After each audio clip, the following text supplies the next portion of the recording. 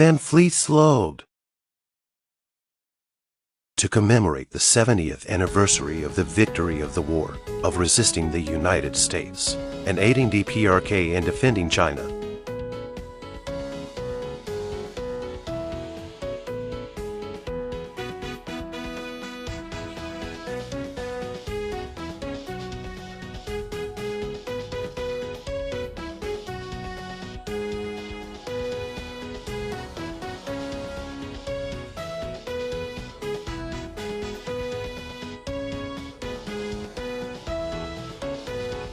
On June 25, 1950, the Korean War began.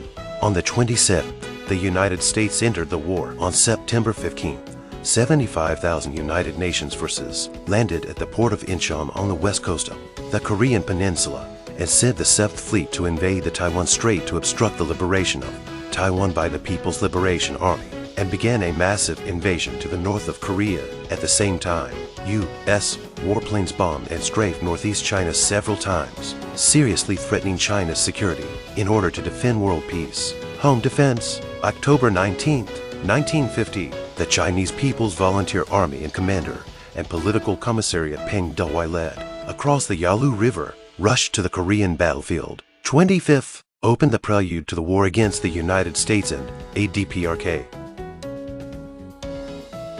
On July 10, 1951, the U.S. government was forced to agree to hold armistice talks in Kaohsiung under the heavy blows of the Korean and Chinese people. Two meeting places were changed. 5 times were interrupted. A total of 58 general meetings of the delegations of the two sides were held, and 733 small meetings were held, which lasted 747 days. The armistice talks, rarely seen in the military history of the world, finally came to an end.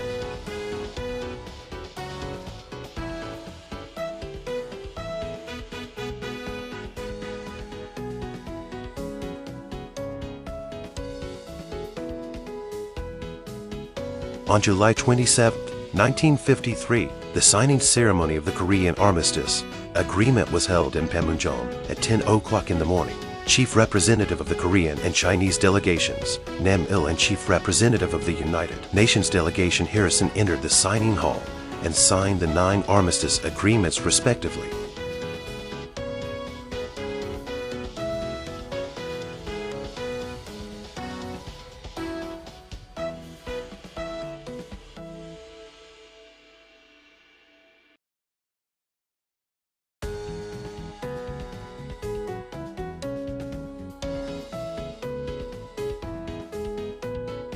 Later, the Supreme Commander of the Korean People's Army Kim Il-sung signed in Pyongyang, and Commander of the Chinese People's Volunteer Army Peng Dehuai signed in Kaohsiung.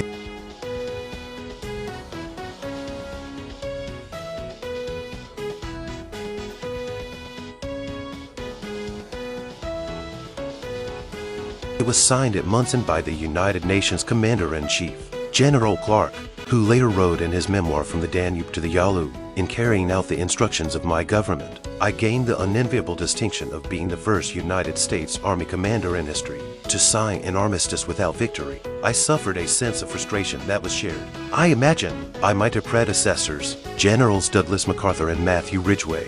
At this point, which lasted 2 years and 9 months, to defend the country against the United States and DPRK declared an end. Fan fleet slowed.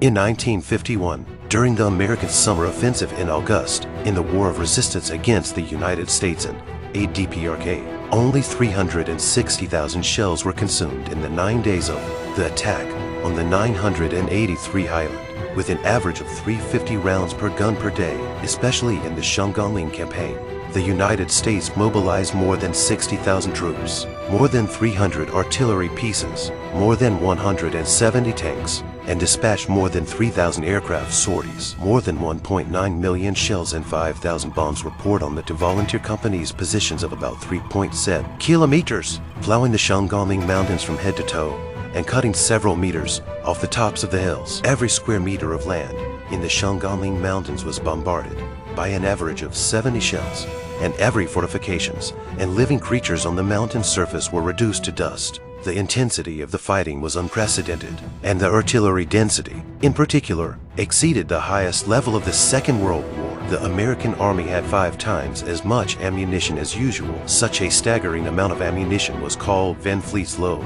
and hence such a high amount of ammunition was called Van Fleet's load. Van Fleet's load.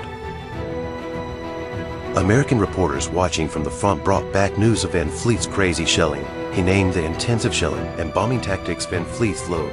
The news caused a stir as senators in the United States Congress could not sit still. As the saying goes, when a gun goes off, gold is worth 10,000.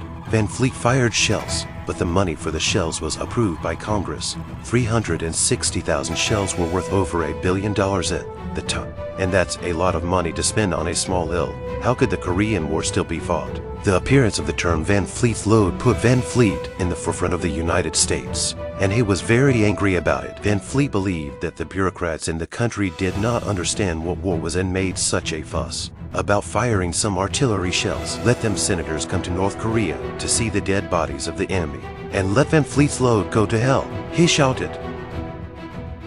Van Fleet's load.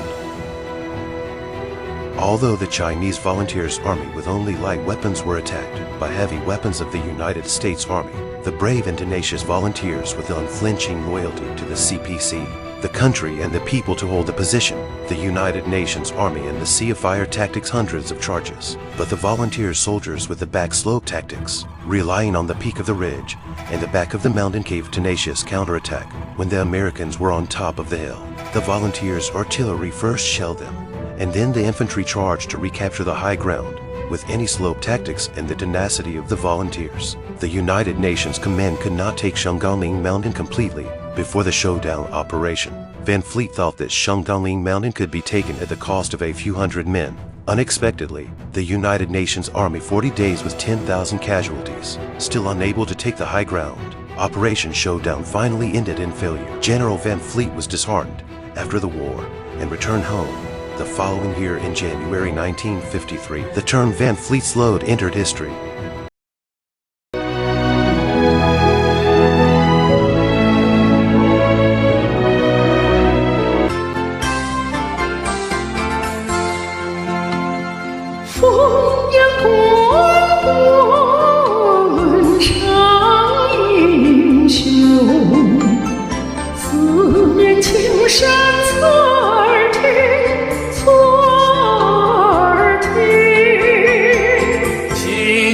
响雷敲金鼓，大